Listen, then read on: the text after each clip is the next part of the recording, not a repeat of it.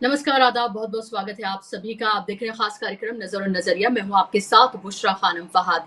Lok Sabha election में result जब से आए हैं, तब से लग रहा है नरेंद्र मोदी के भारतीय जनता पार्टी के बुरे दिन या फिर कहें कि उनकी उल्टी गिनती शुरू हो गई है। एक के बाद एक उत्तर प्रदेश से लेकर महाराष्ट्र से लेकर तमाम राज्यों से जिस तरह की खबरें आ रही हैं, वो ये कहने के लिए काफ़ी हैं। उत्तर प्रदेश में जो कुछ हो रहा है, जिस तरह का सरकुटव्वल हो रहा है, वो तो आपने देखा ही। लेकिन उसके बाद महाराष्ट्र से भी बुरी खबरें आने का सिलसिला लगातार जारी है। एनडीए में लगातार फूट का सिलसिला जारी है। कभी बीजेपी के बड़े चेहरे भारतीय जनता पार्टी को छोड़कर जा रहे हैं और अब अजीत पवार गुट के एक दो नहीं बल्कि 2 दर्जन नेताओं ने उनका साथ छोड़ दिया है। उनके बेहद करीबी माने जाने वाले विधायक ने तो साथ उनका छोड़ा ही है, उसके साथ साथ 2 दर्जन नेता जिसमें 20 तकरीबन मेयर हैं जिन्होंने अजीत पवार गुट की जो एनसीपी है उसका साथ छोड़ दिया है और शरद पवार की जो एनसीपी है उसका दामन थाम लिया है। आपको पता ही है कि जब से नतीजे आए हैं लोकसभा के और तब से समीक्षा पर समीक्षा हो रही है हर राज्य में और महाराष्ट्र सबसे महत्वपूर्ण राज्यों में से एक है। अगर उत्तर प्रदेश के बाद बात करें तो सबसे बड़ा झटका अगर किसी राज्य में लगा है तो वो महाराष्ट्र है और महाराष्ट्र में अभी अक्टूबर नवंबर में वहां पर चुनाव भी होने वाले हैं।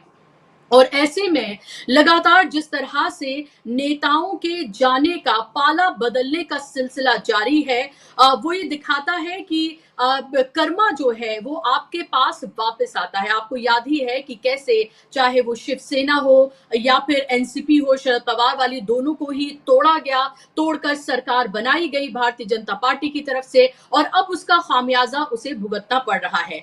लेकिन दूसरी तरफ नरेंद्र मोदी की छवि किसी तरह से खराब ना हो, उनके चेहरे पर किसी तरह का या उनकी सियासत पर किसी तरह का कोई दाग ना आ जाए, इसके लिए उत्तर प्रदेश से लेकर महाराष्ट्र तक बलि के बकरे ढूंढे जा रहे हैं ताकि सारी की सारी हार की जिम्मेदारी का ठीकरा उनके सर पर फोड़ दिया जाए। एक तरफ जहां योगी आदित्यनाथ को उत्तर प्रदेश में तो दूसरी तरफ महाराष्ट्र में अजीत पवार को हार के लिए जिम्मेदार बताया जा रहा है। आपको ये पता है कि आरएसएस की ही पत्रिका है ऑर्गेनाइजर, पहले उसमें लेख लिखा गया और लेख लिख के ये बताया गया कि अजीत पवार को साथ लाना बहुत बड़ा ये आत्मघाती कदम था और बीजेपी एक ऐसी वॉशिंग मशीन बन गई है जिसमें तमाम दाग धुल जाते हैं। इस तरह की छवि उसकी बनी और अजीत पवार को साथ लाना एक आत्मघाती कदम था और इसी का नुकसान भुगतना पड़ा महाराष्ट्र में लोकसभा चुनाव में। और अभी भी आप ये देखिए कि लगातार एक के बाद एक जो साप्ताहिक पत्रिका है विवेक, उसमें भी यही लिखा गया है कि अजीत पवार को साथ लाना यानी कि अजीत पवार के साथ गठबंधन करना या शरद पवार की पार्टी को तोड़कर अजीत पवार के साथ जो एमएलए गए और फिर उसके बाद जो सरकार उन्होंने बनाई और लोकसभा में भी साथ मिलकर जो चुनाव लड़ा, इसी की वजह से जो सीटें हैं वो मैं आपको बताऊं कि वो एक कहा गया कि कम हुई हैं लोकसभा में और अब आने वाले चुनाव में ऐसा लग रहा है कि अजीत पवार से कन्नी काटती हुई या अजीत पवार से किनारा करती हुई बीजेपी नजर आ रही है। इससे पहले आपको पता है कि छगन भुजबल जो हैं उनके साथ शरद पवार की लगभग 1 घंटे से ज्यादा की मुलाकात हुई थी। अब ऐसे ही तो नहीं है, छगन भुजबल आपको पता है कि जो अजीत पवार गुट है उसके कद्दावर नेता हैं। इससे पहले भी वो बीजेपी को लेकर कई तरह के सवाल उठा चुके हैं और अब इलेक्शन से ऐन पहले शरद पवार से उन्होंने मुलाकात की 1-1.5 घंटे की। ये पूरी उनकी मुलाकात रही। अब ये मुलाकात ऐसी तो हुई नहीं है, कोई शिष्टाचार मुलाकात तो है नहीं। विधानसभा इलेक्शन से पहले हालांकि इन्होंने कहा कि रिजर्वेशन को लेकर कुछ बातचीत करने के लिए वो मिले हैं, लेकिन साफ तौर पर ये लग रहा है कि छगन भुजबल भी जल्द ही शरद पवार के साथ जा सकते हैं। ऐसे में शरद पवार का बयान उस वक्त सामने आया जब 2 दर्जन के करीब नेताओं ने अजीत पवार का दामन छोड़कर शरद पवार का दामन थामा। तो उन्होंने ये कहा कि अगर अजीत पवार भी हमारे साथ आना चाहते हैं क्योंकि उनकी विचारधारा बीजेपी की विचारधारा से नहीं मिलती है, तो हम पार्टी के नेताओं से विमर्श करेंगे इस मामले पर और अगर लगता है कि पार्टी इस मामले में सोच विचार करेगी और उसके बाद ही कुछ फैसला लेगी। लेकिन ये उन्होंने साफ तौर पर एक इंडिकेशन जरूर दे दिया है कि अजीत पवार के लिए दरवाजे खुले हैं। हालांकि उन्होंने ये जरूर कहा कि अभी इसके लिए राय मशवरा वो अपने पार्टी के लीडर से करेंगे अगर ऐसी कोई स्थिति बनती है। तो आप ये देखिए कि महाराष्ट्र की सियासत किस तरह से पलटती हुई, किस तरह से महाविकास अघाड़ी के फेवर में जाती हुई नजर आ रही है और इस सब के बीच उत्तर प्रदेश से लेकर महाराष्ट्र तक जिस तरह का सांप्रदायिक तनाव पैदा करने की कोशिश भारतीय जनता पार्टी की तरफ से की जा रही है। आपको पता ही है कि अब से कुछ दिन पहले ही महाराष्ट्र में जिस तरह की घटना हुई और उसके बाद अब कांवड़ यात्रा से पहले जो उत्तर प्रदेश में किया जा रहा है, हरियाणा में अमित शाह का ये बयान देना कि रिजर्वेशन जो है मुस्लिम रिजर्वेशन नहीं दिया जाएगा, इस तरह की बात करना, ये अब उनके घटक दल जो है उनको भी असहज कर रहा है। चंद्रबाबू नायडू की बात करें, वो तो 4% आरक्षण अपने राज्य में उन्होंने मुसलमानों को दिया हुआ है। इसके अलावा जेडीयू ने भी जिस तरह से मुजफ्फरनगर में जो फरमान जारी किया गया है, नाम लगाना होगा मुसलमानों को अपनी ठेली, अपनी दुकान, अपने रेस्टोरेंट पर, उसको लेकर अपना ऐतराज जताया है। लेकिन लग रहा है कि भारतीय जनता पार्टी किसी भी तरीके से सबक सीखने के लिए तैयार नहीं है या फिर ये कहें कि उनकी लिबर्टी में इसके अलावा और कुछ बनता या पकता ही नहीं है। उनको सिर्फ एक ही चीज आती है, कैसे जातियों के नाम पर, धर्म के नाम पर समाज को बांटा जाए और उसकी सियासत की जाए। लेकिन अब अयोध्या के बाद बद्रीनाथ हारना ये साफ तौर पर बताता है कि उनकी ये राजनीति काम नहीं कर रही है। लेकिन उसके बावजूद भी उनको ये नहीं पता है कि आगे किया जाए तो क्या किया जाए। इसमें मैं एक छोटा सा आपको ये पढ़ के बताना चाहती हूँ कि जो पत्रिका है विवेक, उसमें क्या कुछ लिखा गया है और उसके बाद मैं अपने मेहमानों के पास जाऊंगी। ये आर्टिकल में दावा किया गया है कि बीजेपी एक ऐसी मात्र पार्टी है जो कार्यकर्ताओं को नेता बनाने के लिए सहज प्रक्रिया का पालन करती है। लेकिन पार्टी कार्यकर्ताओं को अब लगता है कि इस प्रक्रिया को नजरअंदाज किया जाने लगा है। बीजेपी इंपोर्ट की पार्टी बन चुकी है, दाग धोने वाली वॉशिंग मशीन बन गई है। ये लिखा गया है एक ऐसी पत्रिका में जो उसको आरएसएस चलाता है। कुछ हफ्ते पहले आरएसएस की मैगजीन ऑर्गेनाइजर ने लोकसभा चुनाव के नतीजों को अति आत्मविश्वास बीजेपी नेताओं और कार्यकर्ताओं के लिए रियलिटी चेक भी बताया था। इस लेख में आरएसएस सदस्य रतन शारदा ने यह कहा था कि ये झूठा अहंकार कि सिर्फ बीजेपी के नेता ही असल राजनीति को समझ सकते हैं और आरएसएस के सदस्यों को कुछ मालूम नहीं है, एक तरह से हास्यास्पद है। यानी कि उसकी बीजेपी की सिस्टर ऑर्गेनाइजेशन आरएसएस अब उस पर सवाल खड़े कर रही है, नरेंद्र मोदी के अति आत्मविश्वास को कटघरे में खड़ा कर रही है और लगातार योगी आदित्यनाथ ने भी ये कहा और अब आरएसएस भी ये कह रहा है कि अति आत्मविश्वास पार्टी का उसको ले डूबा। अति आत्मविश्वास किसका? दो ही लोग पार्टी चला रहे हैं, नरेंद्र मोदी और अमित शाह। लेकिन महाराष्ट्र की सियासत में जो कुछ हो रहा है आज उसके बारे में हम बात करेंगे। अजीत पवार गुट के इतने नेताओं का शरद पवार गुट में चला जाना और जिस तरह से लगातार जो बीजेपी के नेता हैं वो भी उसका दामन छोड़ रहे हैं। क्या बड़ी तादाद में जो शिवसेना, शिंदे ग्रुप की शिवसेना है, वो भी, उसके नेता भी क्या उद्धव ठाकरे गुट में जा सकते हैं? ये एक बड़ा सवाल है। और कौन से वो मुद्दे हैं जिस पर आने वाले इलेक्शन में चुनाव लड़ा जाना है, इसी पर आज हम बात करेंगे। इस पर बात करने के लिए मेरे साथ खास मेहमान जुड़ गए हैं। स्क्रीन पर मेहमानों को ले आइए। अभी मेरे साथ फिलहाल आप स्क्रीन पर देख सकते हैं राजेंद्र तिवारी जी हैं, सीनियर जर्नलिस्ट है, जाना माना चेहरा है, मेरे साथ जुड़ गए हैं। और अब से चंद मिनटों में मेरे साथ विवेक देशपांडे जी भी जुड़ने वाले हैं जो कि महाराष्ट्र के पत्रकार हैं। राजेंद्र जी, बहुत बहुत स्वागत, आपका इस्तकबाल। एक तरफ हम देख रहे हैं कि महाराष्ट्र में लगातार फूट और टूट जारी है और कुनबा अजीत पवार गुट का, बीजेपी का या फिर हम कहें शिंदे ग्रुप का, वो घटता हुआ नजर आ रहा है। और सबसे ज्यादा अगर किसी को नुकसान हुआ है इस पूरे राजनीतिक खेल में तो वो अजीत पवार हैं। और अजीत पवार के गुट के इतने बड़े नेताओं का चला जाना, इतनी बड़ी तादाद में उनके सबसे करीबी माने जाते हैं जो नेता अजीत गंगवार जो है, उन्होंने भी पार्टी छोड़ी है और शरद पवार का दामन थाम लिया है, वो बड़े झटके के तौर पर माना जा रहा है। महाराष्ट्र की सियासत को आप कहाँ जाता हुआ देख रहे हैं? क्या आपको लग रहा है कि डूबते हुए जहाज में कोई बैठना नहीं चाहता है। और साफ तौर पर जो राजनेता होते हैं वो सबसे बड़े मौसम वैज्ञानिक भी होते हैं, उनको ये साफ तौर पर लग रहा है कि आने वाली जमीन जो है, राजनीतिक जमीन, वो एनडीए के लिए साजगार बिल्कुल नहीं है। इसलिए सब एक एक करके छोड़कर दूसरी नाव में सवार होना चाहते हैं। देखिए, अजित पवार की बात करते हैं तो पिछले लोकसभा चुनाव में अजित पवार का प्रदर्शन सबसे खराब रहा। जो दोनों तरफ के अगर दलों को देखें तो सबसे खराब प्रदर्शन अजित पवार का रहा। और अजित पवार जो दावा कर रहे थे बारामती की सीट पर, उनकी पत्नी चुनाव हार गई, उनको जिता नहीं पाए वो। और उसके बाद से दरअसल भारतीय जनता पार्टी के भीतर संघ परिवार में इस तरह की बातें बहुत तेज हो गई कि अजित पवार से भारतीय जनता पार्टी को नुकसान हुआ है। और इस बात में कुछ हद तक सच्चाई भी है, क्योंकि जो भ्रष्टाचार का नैरेटिव प्रधानमंत्री का है उसको पंक्चर करने का काम अजित पवार की घटना ही करती है कि अजित पवार को आपने 4-6 दिन के बाद उप मुख्यमंत्री बना दिया था। तो ये चीजें ऑर्गेनाइजर में लिखी गई, ये इस तरह के हिंट्स कुछ और लोगों ने भी किए, और भारतीय जनता पार्टी के अंदर से भी इस तरह की बातें आई।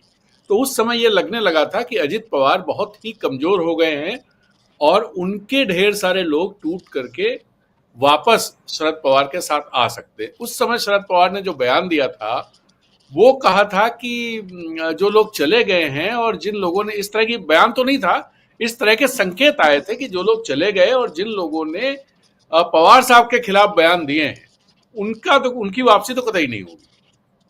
फिर विधान परिषद के चुनाव में भी एक तरह से जो मुकाबला, या आप कहें कि ताकत की जो आजमाइश थी, वो शरद पवार और अजित पवार के बीच में ही थी। क्योंकि शरद पवार ने कैंडिडेट खड़ा कर दिया था निर्दलीय, जिसको वो सपोर्ट कर रहे थे, जो हार गया। अजित पवार ने 2 कैंडिडेट खड़े किए थे।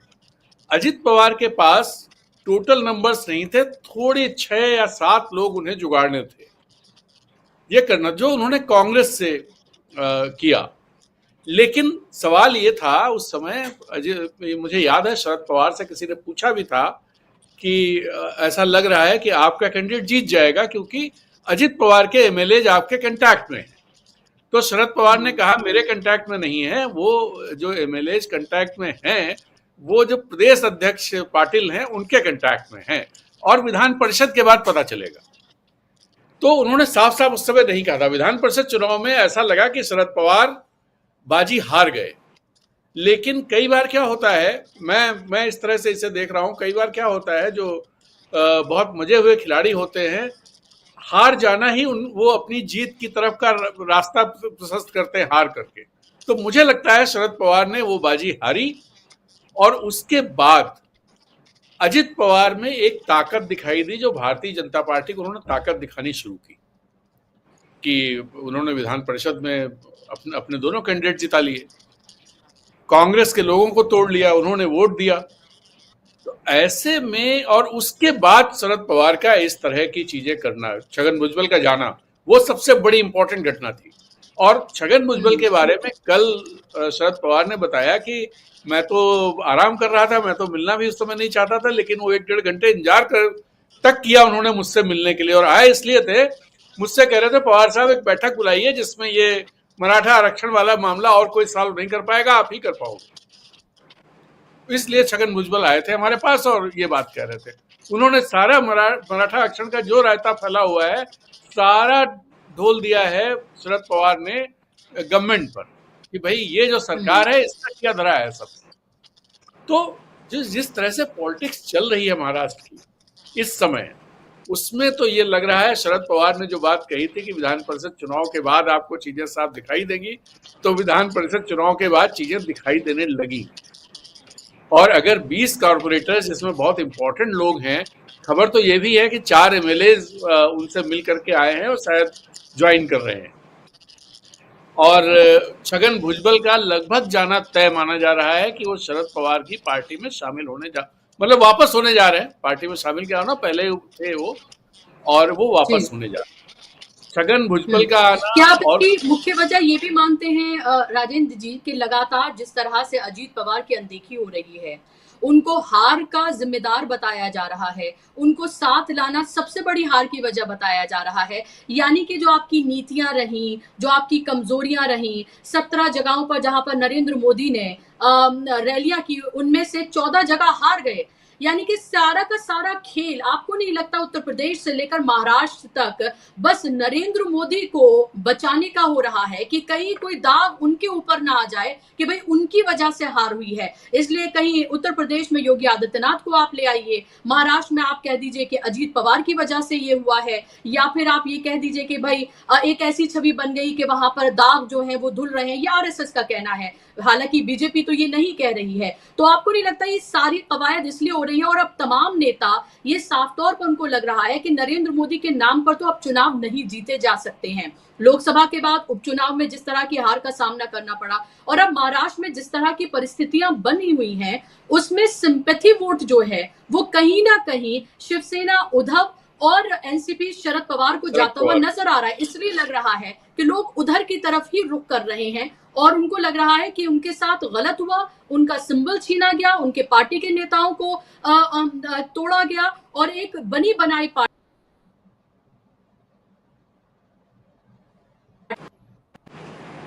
जी बीच में आपका कनेक्शन ड्रॉप हो गया था तो सवाल आपका नहीं समझ पाया हूँ। जी, मैं कह रही हूँ कि क्या आपको नहीं लग रहा कि लोगों को अब ये लग रहा है कि उस तरफ रुख किया जाए जहां पर उनको जीत दिखती हुई नजर आ रही है, और ये तमाम इसके क्या आपको लगता है कि बेस है इन तमाम चीजों का कि जिस तरह से अजीत पवार को बलि का बकरा बनाया जा रहा है और नरेंद्र मोदी को बचाया जा रहा है? देखिए, अभी कुछ दिन पहले सकाल में एक सर्वे आया था, 4-5 दिन पहले की बात है, कि विधानसभा चुनाव को लेकर के जो मैं यहाँ जानकारी देना, उस सर्वे में ये कहा गया था, ये सवाल पूछा गया था कि मुख्यमंत्री के तौर पर किसे सबसे ज्यादा लोग पसंद करते हैं। तो उसमें उद्धव ठाकरे और फडणवीस लगभग बराबर के उस पर थे। उद्धव ठाकरे को सबसे ज्यादा लोग वहां पसंद कर रहे हैं। इसके अलावा भारतीय जनता पार्टी के समर्थकों से जब ये पूछा गया तो उसमें गडकरी सबसे आगे थे, गडकरी को लोग पसंद करेंगे। तो आप इससे समझ सकते हैं कि क्या चीजें वहां पर पॉलिटिक्स में चल रही हैं। दूसरी बात ये, अजित पवार अगर जिम्मेदार हैं डिबेकल के लिए, अजित पवार को लेकर आने का फैसला किसने किया था? तो जिम्मेदार, असली जिम्मेदार वो होना चाहिए ना। जो आप बात कह रही हैं, उत्तर प्रदेश में भी आप योगी आदित्यनाथ पर सारी चीजें ढोल दीजिए कि योगी आदित्यनाथ की वजह से ऐसा हो गया। योगी आदित्यनाथ जैसे जो एनडीए के लोगों को भी लगा दिया गया है, अनुप्रिया पटेल चिट्ठी लिख रही हैं, संजय निषाद बयान दे रहे हैं, और भी लोग कह रहे हैं। लेकिन आपने सब चीजें तय की, आपने तय किया कि कौन चुनाव लड़ेगा, आपने तय किया कि घोषणा पत्र का नाम जो है वो मोदी की गारंटी होगा, आपने हर चीज तय की। इवन जो दिल्ली से जो होर्डिंग्स है, जो प्रचार सामग्री बन के गई, उसमें योगी का फोटो तक नहीं था, और आप कह रहे हैं कि योगी जिम्मेदार है। ऐसे ही आप यहां पर कह रहे हैं अजित पवार जिम्मेदार है। अजित पवार क्यों जिम्मेदार है भाई? तो ये अपने में, ये बात आप सही कह रही हैं। जब कांग्रेस में बहुत पहले इस तरह की चीजें हुआ करती थी, जब इस तरह की हार का ठीकरा ऊपर हाईकमान पे कोई नहीं कहता था कि हाईकमान के फैसलों की वजह से हुआ, वहां के जो लोग लोकल स्थानीय लीडर्स होते थे उनके सिर पे फोड़ दिया जाता था। वही सब चीजें भारतीय जनता पार्टी में शुरू हो रही हैं। मुझे इस तरह से, और इसमें हो ये रहा है बुशरा जी, भारतीय जनता पार्टी, इससे कोई फायदा उसको नहीं हो रहा है। वो पूरा नैरेटिव लूज करती जा रही, लूज तो कर ही दिया है, कोई नैरेटिव बन भी नहीं रहा है, और पूरी तरह से विपक्ष का नैरेटिव मजबूत होता जा रहा है। इनके हर जो भी ये कर रहे हैं, उत्तर प्रदेश में जो चल रहा है, जो महाराष्ट्र में चल रहा है, जो केंद्र के स्तर पे आपने कहा संविधान हत्या दिवस, और अभी आपको एक और बढ़िया बात, एक इंटरेस्टिंग जानकारी दें, दिलचस्प जानकारी है। महेंद्रगढ़ 2 दिन पहले गए थे हमारे गृह मंत्री जी, और वहां मुसलमानों की बात उठाई थी, वही जो इलेक्शन के दौरान मोदी जी और शाह जी सब उठा रहे थे। आज वहां ईडी पहुंच गई और कांग्रेस एमएलए के यहाँ छापा पड़ रहा है, और माना यह जा रहा है कि उस कांग्रेस एमएलए पर एक भी इससे पहले कोई आपराधिक मामला नहीं रहा है। ये मैंने पढ़ा कहीं किसी शायद एक्सप्रेस की साइट पे था कि उनका जो इलेक्शन का वो रहा, उसमें एक भी आपराधिक मामले का उन्होंने जिक्र नहीं किया है। उन पर ईडी की रेड पड़ गई। तो अब ये ईडी की रेड आप डाल रहे हो, और वो जो भी नाम मैं भूल रहा हूँ उन एमएलए का, अगर वो इसके बाद भारतीय जनता पार्टी का दामन थामते हैं मान लो, तो भारतीय जनता पार्टी बचा खुचा भी जो कुछ है वो खत्म हो जाएगा। दिक्कत ये भारतीय जो कुछ भी कर रही है उसके खिलाफ जा रहा है वो, और वही चीज महाराष्ट्र में। जी बिल्कुल।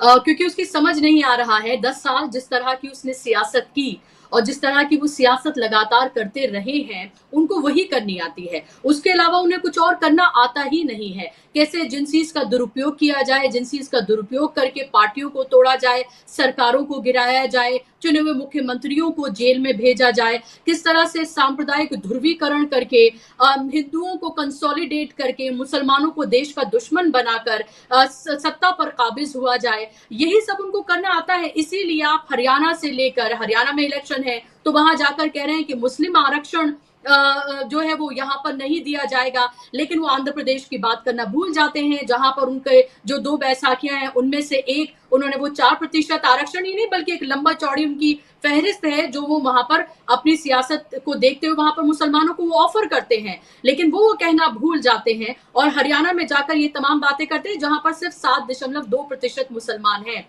जाट वर्सेस नॉन जाट कराते हैं।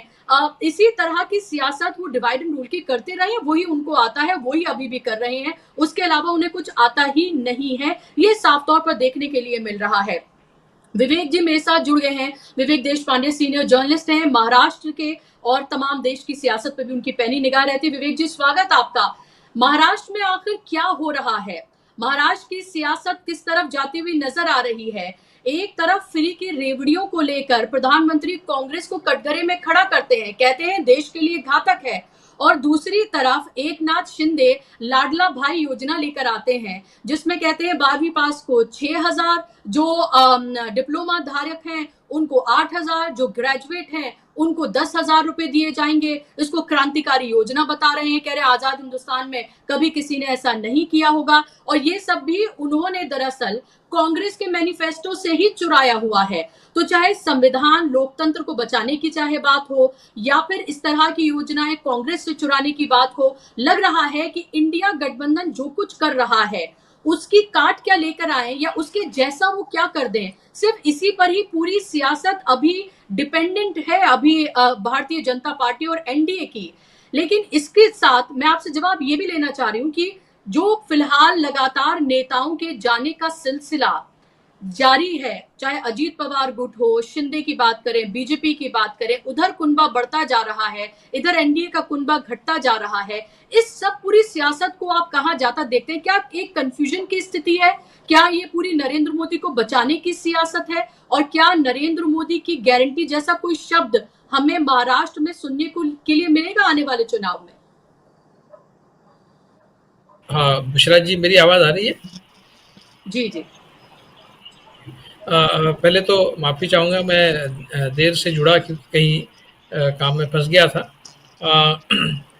जो जहाँ तक इस तरह की योजनाओं का सवाल है, आपने बताया कि कांग्रेस ने कुछ प्रॉमिसेस दिए थे और उसी की कुछ नकल उतारने की कोशिश अभी बीजेपी की तरफ से महाराष्ट्र में हो रही है और हर जगह हो रही है।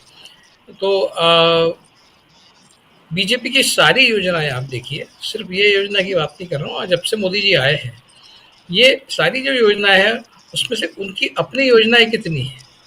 वो सारी पिछली सरकार जो जितनी भी योजना है वो सारी पिछली सरकार ने शुरू की योजनाएं हैं, उसी को उन्होंने आगे बढ़ाया है। चाहे वो MNREGS रहे, चाहे आवास योजना रहे, क्या है ऐसा जो नया इन्होंने अपने मन से खोज कर निकाला है कि ये योजना होगी, ये कुछ अलग तरह की योजना है, ये बहुत ही इनोवेटिव कोई एक स्टेप लिया गया है। जैसे MNREGS है, ये एक बहुत ही इनोवेटिव स्टेप था जिसकी शुरुआत महाराष्ट्र से हुई थी। आप देखिए महाराष्ट्र में ट्रेजेडी ये है कि बहुत सी ऐसी योजनाएं हैं केंद्र की आज जो किसी ज़माने में पहले महाराष्ट्र में शुरू हुई थी। महाराष्ट्र एक ज़माने में बहुत ही प्रोग्रेसिव स्टेट रहा है। और पिछले 5 सालों में पर्टिकुलरली उसकी जो दुर्दशा हुई है, उसके लिए तो पूरी तरह से भाजपा जिम्मेदार है। जिस तरह से महाराष्ट्र का एक कूड़ाघर बना दिया है, राजनीति का कूड़ाघर बना दिया है महाराष्ट्र को, उसके लिए पूरी तरह से नरेंद्र मोदी और अमित शाह की ये गंदी जो राजनीति है वो जिम्मेदार है। महाराष्ट्र में इस तरह से कभी कोई इतनी गंदी राजनीति महाराष्ट्र में कभी नहीं देखी। एक बहुत ही हेल्दी राजनीति महाराष्ट्र में हमेशा ही हुई है, चाहे कितना भी परस्पर विरोध रहे एक दूसरे से, लेकिन जिस तरह से मारकाट वाली राजनीति इन्होंने लाई है, वो तो पूरा महाराष्ट्र का जो वातावरण है, प्रोग्रेसिव वातावरण, उसको पूरी तरह से विशिएट करने वाली राजनीति इन्होंने लाई है। तो सारी योजनाएं जो है एक जमाने में महाराष्ट्र से निकलती थी, और वो सारी मतलब राइट टू इंफॉर्मेशन, ये देखिए ये भी महाराष्ट्र से आया हुआ है। तो इंफॉर्मेशन मतलब सूचना की जानकारी के अधिकार से लेके फॉरेस्ट राइट्स एक्ट, ये जो आपकी उज्ज्वला योजना है, मैं आपको बताता हूँ, ये योजना भी महाराष्ट्र से आई है। ये 2011 में मैंने खुद इसके बारे में लिखा है, 2011 में इंडियन एक्सप्रेस में। ये योजना बेसिकली फॉरेस्ट डिपार्टमेंट से आई है। मतलब फॉरेस्ट डिपार्टमेंट ने जंगल में रहने वाले जो लोग हैं, वो जंगल में ज़्यादा उनको जाने की ज़रूरत न पड़े, और उससे होता यह था कि जंगल में कटाई भी होती थी, जंगल में वो जंगली जानवरों के शिकार भी हो जाते थे। तो ये दोनों चीज़ों को प्रिवेंट करने के लिए महिलाएं पर्टिकुलरली उनको जाना पड़ता था, क्योंकि वो लकड़ी काटने के लिए जाती थी, और वहाँ कई बार ऐसा होता था कि शेर से या फिर तेंदुओं की शिकार बन जाती थी, या फिर किसी और जंगल जानवर की शिकार बन जाती थी।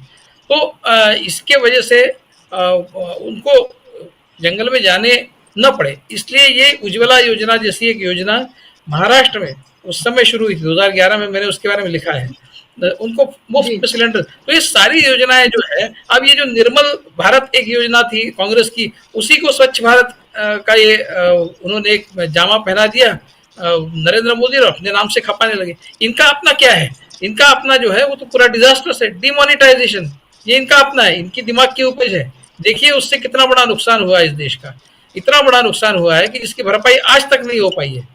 लॉकडाउन, ये इनके दिमाग की उपज है। ये ऐसे उपद्रव वाली स्कीम्स इन्होंने कई लाई है। जिस तरह से इन्होंने राम मंदिर बनाया, जिस तरह से इन्होंने राम मंदिर जाते हुए सड़कें बनाई, जिस तरह से कई सारे टनल्स है, तो ये इनके जो भी कार्यक्रम है, मुंबई का जो वो अटल सेतु है, वहां पर जो बड़ी बड़ी दरारें आई है, ये बहुत, तो कहने का मतलब ये है कि इनके अपनी स्किल्स इतना क्रिटिसाइज किया कांग्रेस के, और उसको क्या शायद मुझे लगता है पाकिस्तान का मैनिफेस्टो या कुछ इस तरह से कुछ बताया था, मुझे ठीक से याद नहीं, लेकिन उसको मुसलमानों के साथ जोड़ दिया था।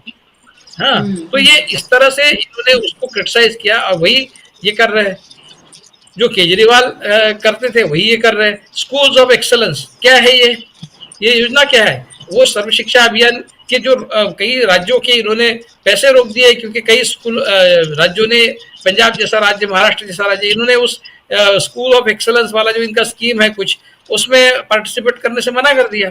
तो उनके सर्व शिक्षा अभियान के फंड्स रोक दिए इन्होंने कि आप हमारी योजना अगर नहीं ले रहे हैं, जिसमें उसको पीएम श्री कुछ कहते हैं उन स्कूलों को, पीएम श्री, वो हर चीज का एक कुछ तो भी एब्रीविएशन बनाना और उसको पीएम के साथ जोड़ना, हाँ, हर चीज में पीएम का नाम। तो ये उस योजना में 40% पैसा स्टेट गवर्नमेंट का, 60% पैसा जो है वो केंद्र सरकार का आने वाला था ऐसी स्कूलों में इन्वेस्ट करने के लिए। अब नाम उसका पीएम श्री, ये ऑब्जेक्शन कई स्टेट्स का रहा। तो कहने का मतलब ये है कि ये अपना झंडा गाड़ने के हेतु से अलग अलग स्कीम्स लेकर आए, जिन स्कीम्स में पार्टिसिपेशन स्टेट का भी रहा, लेकिन उसमें श्रेय जा रहा है इनको। तो ये जो बदमाशी है, इस बदमाशी से अभी कई राज्य ऐसे जो बीजेपी शासित राज्य नहीं है वो बचना चाहते हैं। उसमें तो कुछ तो बीजेपी शासित राज्य भी है जो उसका विरोध कर रहे हैं। एनीवे, कहने का मतलब ये है कि ये भले ही कांग्रेस को कितना भी क्रिटिसाइज कर ले, इनके पास अपने दिमाग की उपज तो कुछ है नहीं। तो ये सारी कांग्रेस की योजनाओं को आगे बढ़ा रहे और कह रहे हैं कि ये प्रधानमंत्री ने किया है। तो यही महाराष्ट्र में उन्होंने किया है। और जहाँ तक महाराष्ट्र की राजनीति का सवाल है, जो अजित पवार के साथ ये लोग कर रहे हैं, वो तो बिल्कुल तय था। क्या मुझे आश्चर्य नहीं है, अगर जो इनका आइडियोलॉजिकल पार्टनर रहा है शिवसेना, वो जिनके साथ में इन सरकारें बनाई है 25 साल 30 साल तक उसके साथ में इनका व्यवहार रहा, उनके साथ में अलायंस रहा, उसको जिस तरह से उन्होंने चावल में कंकर की तरह बाजू में कर दिया कि ये बताकर कि ये 2.5 साल का मुख्यमंत्री पद मांग रहे हैं, जो नाजायज मांग है हम उसको एक्सेप्ट नहीं करते बोलकर उनको हटा दिया। क्या होता अगर 2.5 साल का मुख्यमंत्री पद देते? आपने, आपके आइडियोलॉजिकल पार्टनर हिंदुत्ववादी पार्टी थी ना, क्या हुआ दिया तो?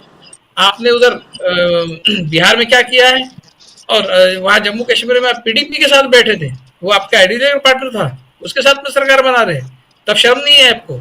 और बिहार में 5 साल समाजवादी जो नेता है नीतीश कुमार, उसको 5 साल मुख्यमंत्री बनाने के लिए आप तैयार हो गए। आप वहां पर भी बड़े पार्टनर थे, वहां नीतीश कुमार की पार्टी की सीटों की संख्या कम थी असेंबली में, वहां पर वो 5 साल मुख्यमंत्री, और यहाँ ये हिंदुत्ववादी पार्टी है शिवसेना, उसको 2.5 साल भी नहीं।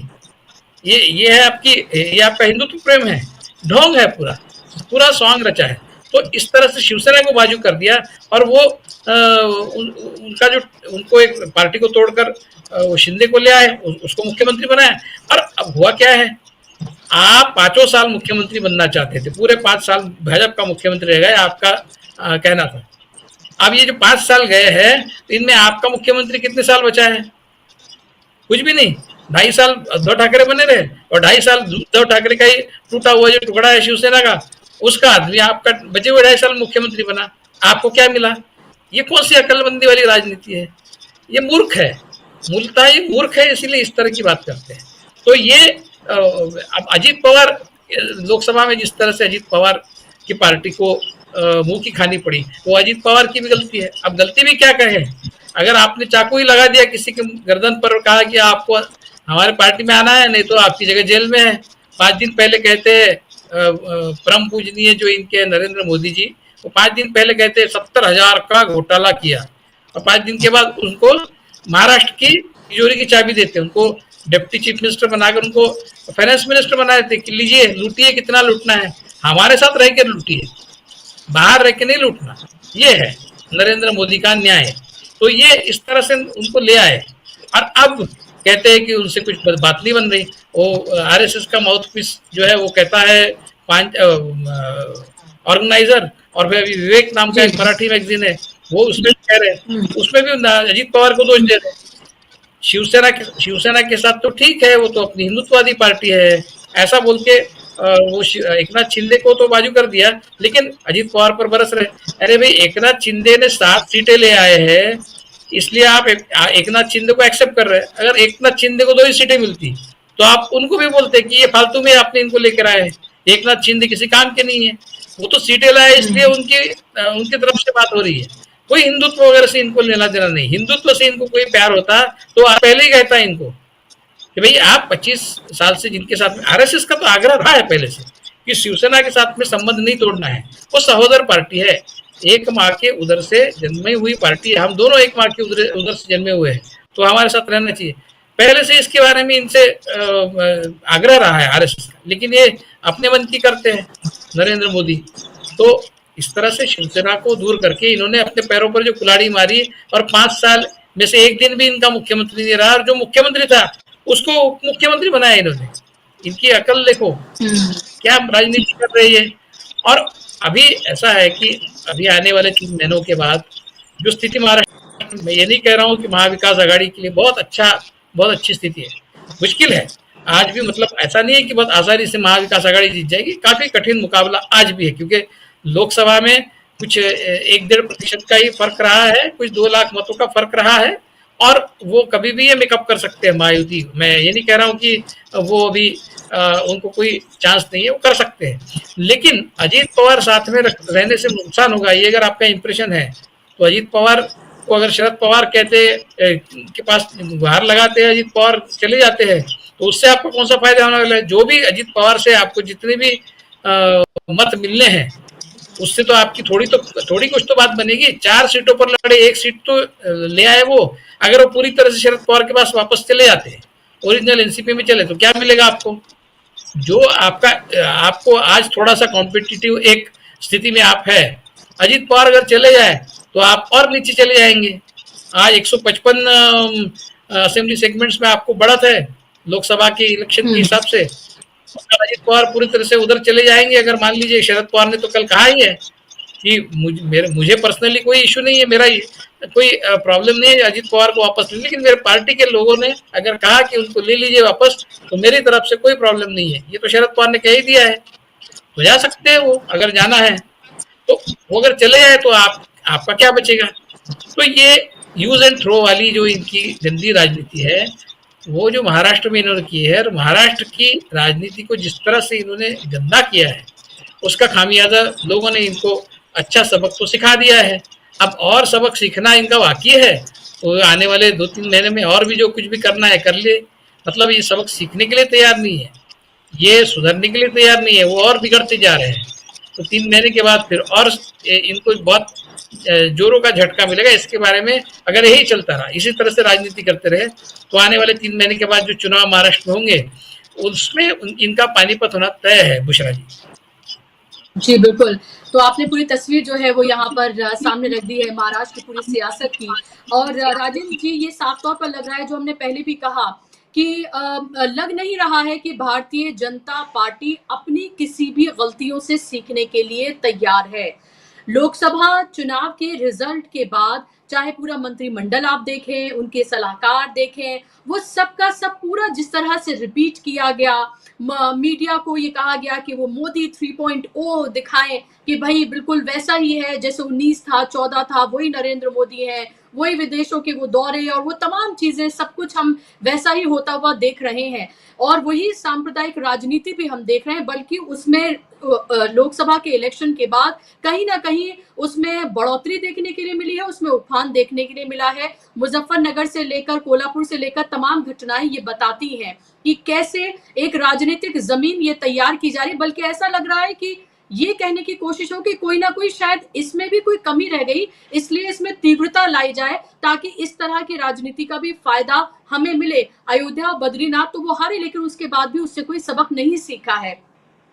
आपको क्या लग रहा है कि चाहे आने वाला बजट का सेशन हो, उसमें चंद्रबाबू नायडू से लेकर जेडीयू जिस तरह का प्रेशर बना रही है, महाराष्ट्र से जिस तरह का प्रेशर बन रहा है, और महाराष्ट्र में बली की बकरी जिस तरह से ढूंढे जा रहे हैं, जेडीयू की बात करें तो केसी त्यागी ने ये कहा कि जो मुजफ्फरनगर की में जो हो रहा है, जो एडमिनिस्ट्रेशन ने जिस तरह का नोटिस जारी किया, जो कुछ वहां पर हो रहा है वो नहीं होना चाहिए, इस नोटिस को वापस लिया जाना चाहिए। चाहे चंद्रबाबू नायडू हो, आपको नहीं लग रहा कि आने वाले दिनों में नरेंद्र मोदी की, उनकी जो पूरी की पूरी सियासत है, क्योंकि बैसाखियों पर टिकी हुई ये सरकार है, वो आने वाले दिनों में और मुश्किल ही पैदा होने जा रही है? क्योंकि जो विचारधारा जो जिस तरह की है और जिसमें तीव्रता ही देखने के लिए मिल रही है, उससे बहुत सारे दल असहज ही महसूस करेंगे। वो भले ही सियासी नफे के लिए उनके साथ हों, लेकिन विचारधारा के ऊपर कब तक वो कॉम्प्रोमाइज कर पाएंगे, ये भी देखना महत्वपूर्ण होगा। आपको नहीं लग रहा कि आने वाला जो विधानसभा का चुनाव है, उसके नतीजे बहुत कुछ तय करने जा रहे हैं? देखिए, इनके लिए हर दिन कठिन है।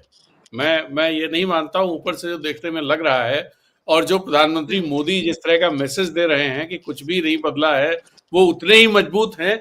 दरअसल लोगों में ये मैसेज है पूरी तरह से कि मोदी जी अब मजबूत नहीं है, मोदी जी की छवि वो नहीं रह गई है। ठीक है, और इसका इन नतीजों में दिखाई दिया है ना।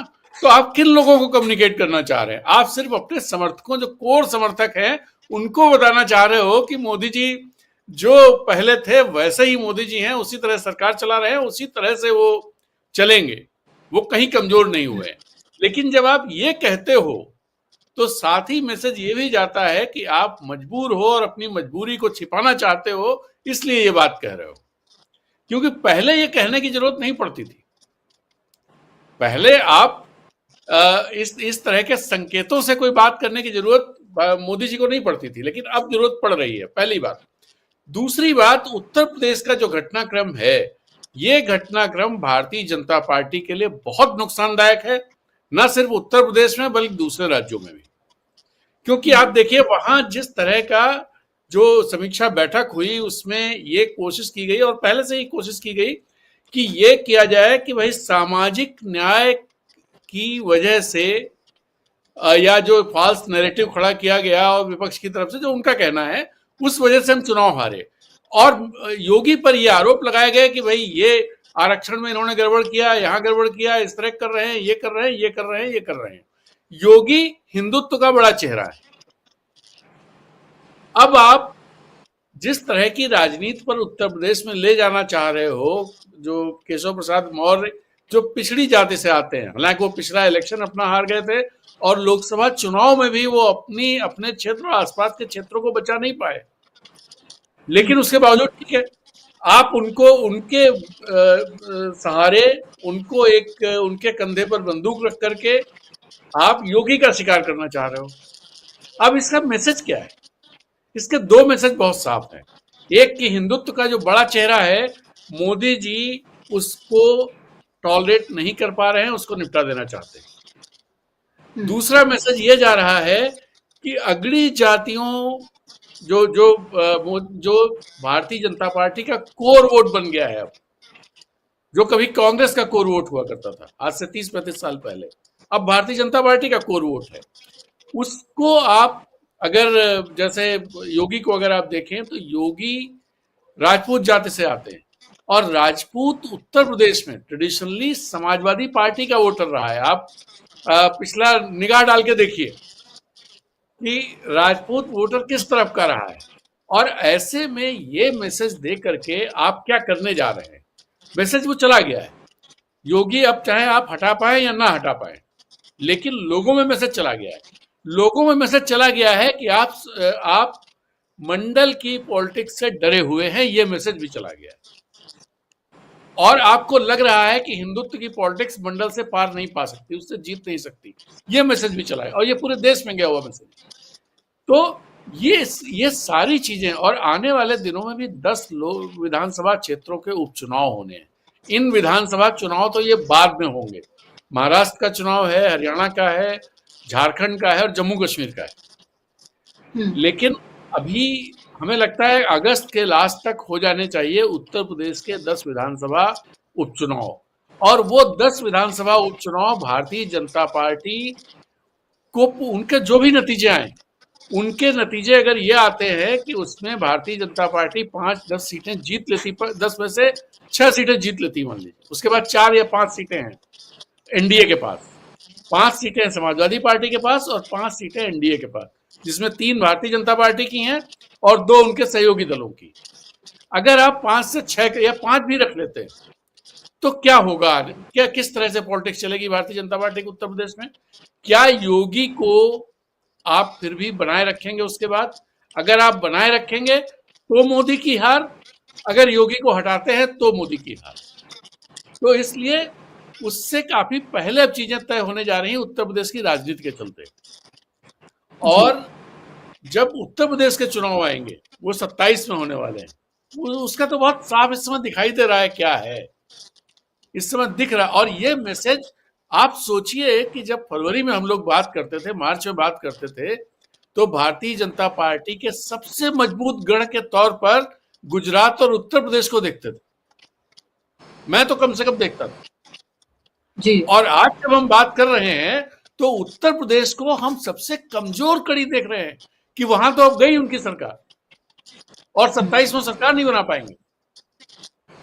तो इसी से आप, और एक मैं आपको एक डेटा देना चाहता हूं कि 5 बड़े राज्य जो सीटों के हिसाब से और पॉपुलेशन के हिसाब से भी, उत्तर प्रदेश, बिहार, बंगाल, महाराष्ट्र और तमिलनाडु, यहां से 250 सीटें आती हैं।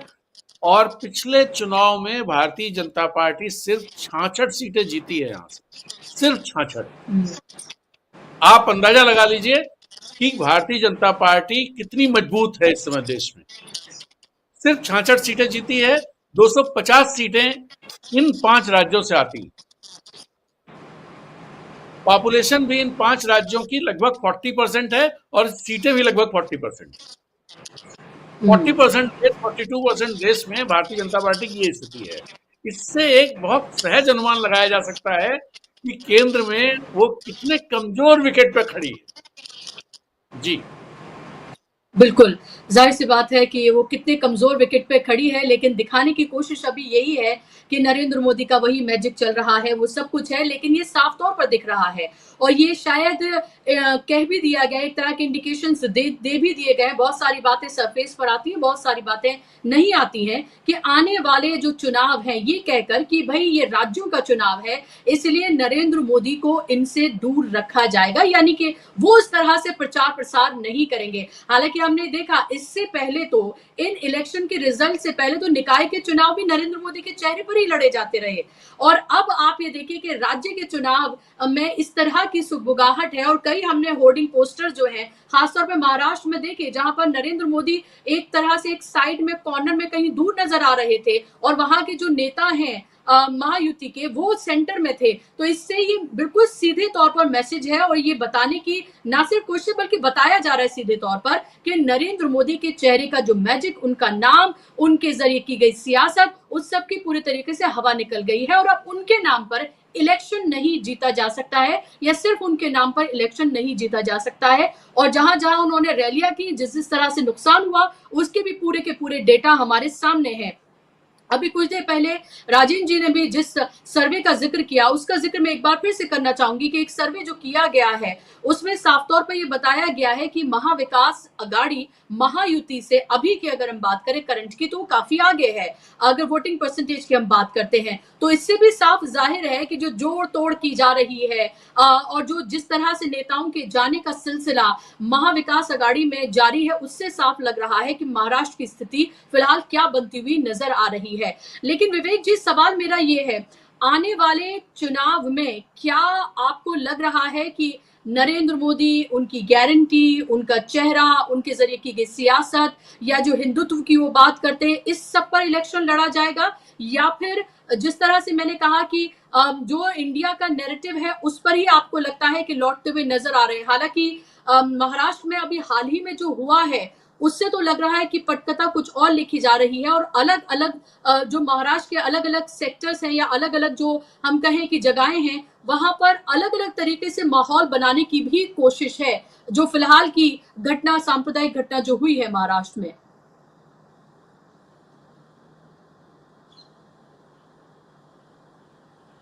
आपको अनम्यूट करना पड़ेगा जी, आपकी आवाज अनम्यूट कर लीजिए। जी जी, अभी आ रही है? आ रही है आपकी आवाज। जी जी जी जी जी।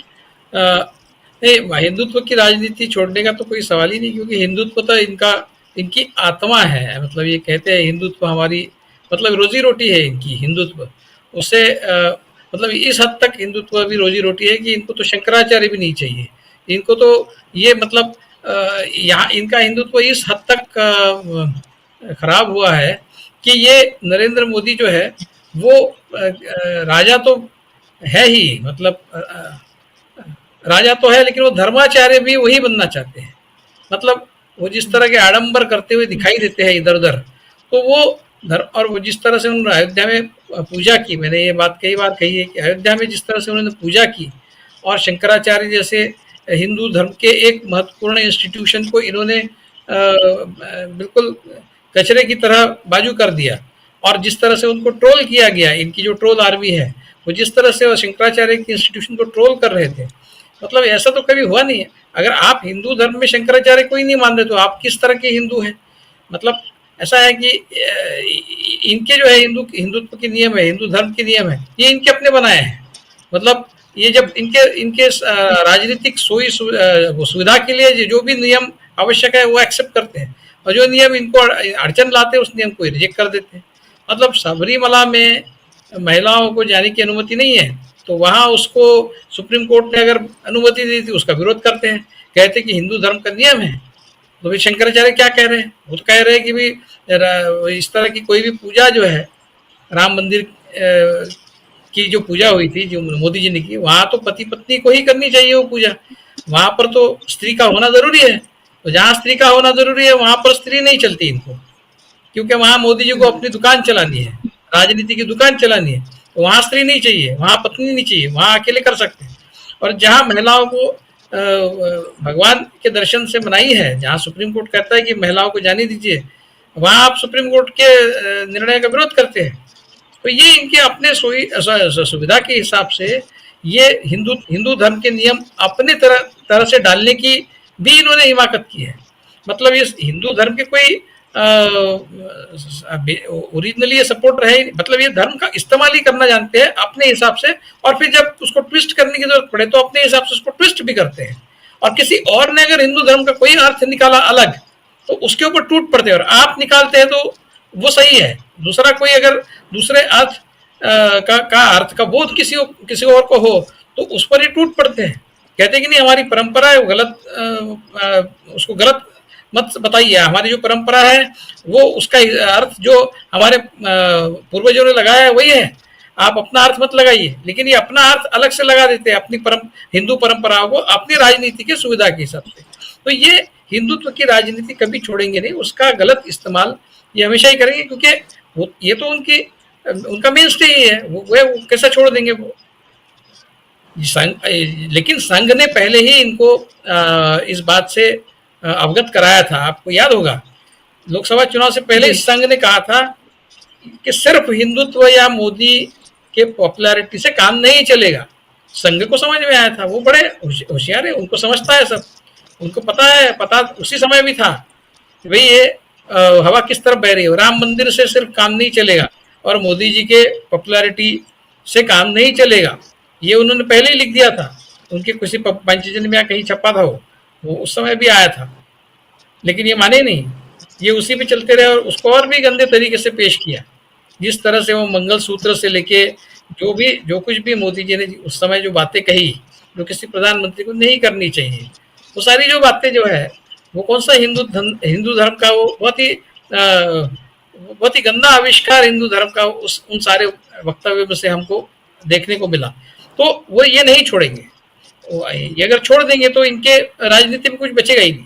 वो महाराष्ट्र में रहे, हरियाणा में रहे, झारखंड में जहाँ पर भी चुनाव है वो सब जगह ये हिंदुत्व का वो तो शुरू कर ही दिया है। आपने कोल्हापुर का उदाहरण बताया, कल मैंने पढ़ा कि कांवड़िया की यात्रा है, वो तो वहां पर कुछ चुनाव है कि नहीं मुझे पता नहीं, वहां तो कोई चुनाव नहीं है। कांवड़िया यात्रा में जो जाते हैं वो जो वहां पर दुकानें लगती है, कांवड़िया की यात्रा की बात है, मैं जहाँ तक सही बता रहा हूँ, वहां पर जो दुकानें हैं वहां पर उन्होंने कंपलसरी कर दिया है कि वो दुकान मालिक अपना नाम लिखे। देखिए कितनी नीच लेवल पर ये राजनीति गई, ताकि वो दुकान मालिक का नाम अगर मुसलमान रहे तो वो स्पष्ट दिखे, और जिन जिन को मुसलमानों की दुकानों को बहिष्कार करना है, बायकॉट करना है, वो बायकॉट कर पाए। अगर किसी मुसलमान ने अपनी दुकान की नाम भोले शंकर रख दी है तो वो ऐसा रख नहीं सकता, उसको अभी अपना नाम उसके नीचे लिखना पड़ेगा, जो भी है उसका नाम, तो लोग पहचान पाए कि ये मुसलमान की दुकान है। और इनका तो प्रोग्राम है मुसलमान की दुकान या फिर उससे खरीदना नहीं, उसको बॉयकॉट करना। तो इस तरह की राजनीति मतलब ये अभी भी चल रहा है, कल की बात है, कल की खबर है, तो ये सुधरे नहीं है। बताइए मुजफ्फरनगर की जी मुजफ्फरनगर की ये घटना है। मुजफ्फरनगर में ये तमाम पोस्टर्स लगाए गए, यहाँ तक कि ठेली वाले, खोमचे वाले, जो फल विक्रेता हैं उन सबको भी अपनी ठेली के आगे नाम लगाना पड़ेगा, और ये एडमिनिस्ट्रेशन की तरफ से बाकायदा तौर पर नोटिस है। तो एक तरफ संविधान की बात करते हैं और दूसरी तरफ संविधान की धज्जियां उड़ाते हैं। संविधान मैं तो ये कहता हूँ संविधान को जाने दीजिए, आप सिर्फ एक ह्यूमैनिटी के लेवल पर देखिए कितनी नीचता है। मतलब इतने नीच स्तर पर ये जा सकते हैं कि आप बताइए, आप मुसलमान हैं तो लिखिए उसके ऊपर, ताकि अगर आपकी दुकान को हमको बायकॉट करना है तो हमारे लिए सुविधा हो, हम आपकी दुकान पर नहीं आएंगे। इससे ज़्यादा नीच क्या हो सकता है? मतलब हो सकता है ये जा सकते हैं, उससे भी ज़्यादा नीच ये सोच सकते हैं, इससे भी ज़्यादा नीच काम ये हिंदुत्व के नाम पे कर सकते हैं। तो ये कर रहे हैं और महाराष्ट्र में भी करेंगे। वहाँ पर जो हुआ है विशालगढ़ में, कोल्हापुर में, वहाँ पर इंक्रोचमेंट है, तो फिर इंक्रोचमेंट सरकार आपकी है, फिर आप ये विजिलेंटो को कैसे वहाँ ये काम पे लगा दिया आपने? सरकार है ना, आप सरकार के पास मशीनरी है ना आपके पास। अगर इंक्रोचमेंट है तो तरीके से कायदे से इंक्रोचमेंट हटाइए। आप विजिलेंटे फोर्सेस को जब वहां पर जाने देते हैं और फिर वो देवेंद्र फडणवीस पूछते हैं, कांग्रेस ने उसका विरोध किया तो देवेंद्र फडणवीस पूछते हैं कि आप किनके साथ है, आप शिवाजी के साथ है या फिर आप इंक्रोचर्स के साथ है? तो मैं सवाल पूछता हूं देवेंद्र फडणवीस से, आप किसके साथ हैं? आप सरकार है ना, तो आपने अगर इंक्रोचमेंट नहीं हटाया और वो किसी और लोग आके बाहर के लोग आकर गुंडे मवाली आकर अगर एंक्रोचमेंट हटा रहे हैं तो आप किसके तरफ से हैं? आप एंक्रोचर्स की तरफ से आप हो गए ना, क्योंकि आपने एंक्रोचमेंट नहीं हटाया इसलिए उनको हटाना पड़ा। तो ये मतलब ये उल्टा चोर कुतवाल को डांटे वाला जो काम है इसमें ये माहिर है। तो ये बिल्कुल तय है कि ये हिंदुत्व की और भी गंदी राजनीति करेंगे, उससे ये बाज नहीं आएंगे। क्योंकि अभी जिस रास्ते पर ये निकल पड़े हैं 2014 से, उस रास्ते पर आगे कोई दूसरा मोड़ है ही नहीं। वहां से वो वापस मुड़कर किसी दूसरे रास्ते पर जा ही नहीं सकते। ये रास्ता सीधा समंदर में ही आता है। तो इनको उसी रास्ते से आगे चलना है और ये जाएंगे, और उसका जो परिणाम है वो ये भुगतेंगे। ये उनको समझ में नहीं आ रहा है। इतने लोकसभा इलेक्शन का जो इनको एक लेसन मिला है उससे ये सीखने के लिए तैयार नहीं है, और उसी तर्ज पर ये अपना पूरी राजनीति कर रहे हैं जिस तर्ज पर इन्होंने पिछले 10 साल में की। और इसके परिणाम आने वाले 4-5 साल में और भी ज़्यादा गंभीर इनको भुगतने पड़ेंगे, ऐसा मुझे लगता है बुशरा जी। जी बिल्कुल। और गुजरात से लेकर महाराष्ट्र तक जो युवा हैं, चंद नौकरियां निकलती हैं, कहीं 25 कहीं 10 निकलती हैं तो कहीं 600 नौकरियां निकलती हैं, और वहां पर हजारों की तादाद में स्टैम्पर्ड जैसी स्थिति बन जाती है, और बहुत ही बेसिक नौकरियां, और उनमें MBA और पोस्ट ग्रेजुएट PhD के छात्र भी लाइनों में लगते हैं, और सिर्फ और सिर्फ कि उन्हें एक अदद नौकरी मिल जाए। नौकरियों का ये हाल है, और उस नौकरियों को लेकर भी देखिए आंकड़ों की बाजीगरी की जा रही है, किस तरह से सरकार की जो कह रही है और जो हकीकत है उसमें सीधे तौर पर जो फर्क है, जो झूठ का फर्क है, वो साफ तौर पर देखने के लिए मिल रहा है। बेरोजगारी पर बात ना हो, महंगाई पर बात ना हो, अग्निवीर पर बात ना हो, किस तरह से लगातार गलत नीतियों की वजह से जम्मू कश्मीर में जो लगातार हो रहा है उसकी बात कोई ना करे। इन सब से कैसे हटाया जाए लोगों का ध्यान, इसीलिए इस तरह की सांप्रदायिक सियासत जो है उसको लगातार और बल दिया जा रहा है। लेकिन वो काट की हांडी जो है वो इनकी कई बार चढ़ गई, लेकिन अब जो इन्होंने तमाम तरह की एक्सपीरियंसेस कर लिए जिसका फायदा इन्हें मिला, अब आने वाले वक्त में वो एक्सपीरियंसेस ही इनके लिए घातक साबित होंगे। ये साफ तौर पर देखने के लिए मिल रहा है। तमाम जगहों पर एक के बाद एक जो हार इनको मिल रही है, लेकिन सबक नहीं सीख रहे, या फिर कहें कि जानते बूझते भी ये किया जा रहा है, क्योंकि इसके अलावा और उन्हें कुछ आता नहीं है। इन्हें पता नहीं है कि डेवलपमेंट कैसे किया जाता है, डेवलपमेंट की नीतियां किस तरह से बनाई जा रही हैं। और अभी आने दीजिए आप ये बजट, और उसमें भी 23 तारीख को जो बजट आएगा उसमें भी साफ तौर पर लग जाएगा। देखिएगा आप कैसे बाजीगरी की जाएगी आंकड़ों की, और लॉलीपॉप थमाया जाएगा लोगों को, ये साफ तौर पर दिख जाएगा, क्योंकि इसके अलावा और कुछ इनके पास है नहीं। और उन्हें अपनी दोनों बैसाखियों को खुश भी करना है। अजीत, चाहे हम बात करें चंद्रबाबू नायडू की या फिर हम बात करें नीतीश कुमार की। तो आने वाले वक्त जो है बहुत इंटरेस्टिंग है। सियासी घमासान इसी तरह से आगे भी देखने के लिए हमें मिलेगा। आने वाले विधानसभा चुनाव बेहद दिलचस्प होने जा रहे हैं, और महाराष्ट्र से लगातार जिस तरह की खबरें हैं वो साफ तौर पर बताने के लिए काफी है कि बीजेपी की हालत वहां पर खस्ता है। बहुत बहुत शुक्रिया आप दोनों मेहमानों का कार्यक्रम का हिस्सा बनने के लिए, अपना समय देने के लिए। शुक्रिया आप तमाम दर्शकों का भी इस कार्यक्रम का हिस्सा बनने के लिए। आप लगातार हमारी वीडियोस को पसंद करिए, लोगों तक शेयर करिए कार्यक्रमों को, ताकि विचार लोगों तक पहुंचे। शाम को 7 बजे जरूर जुड़िए न्यूज पॉइंट में राजीव जी के साथ रोज की तरह। नमस्कार।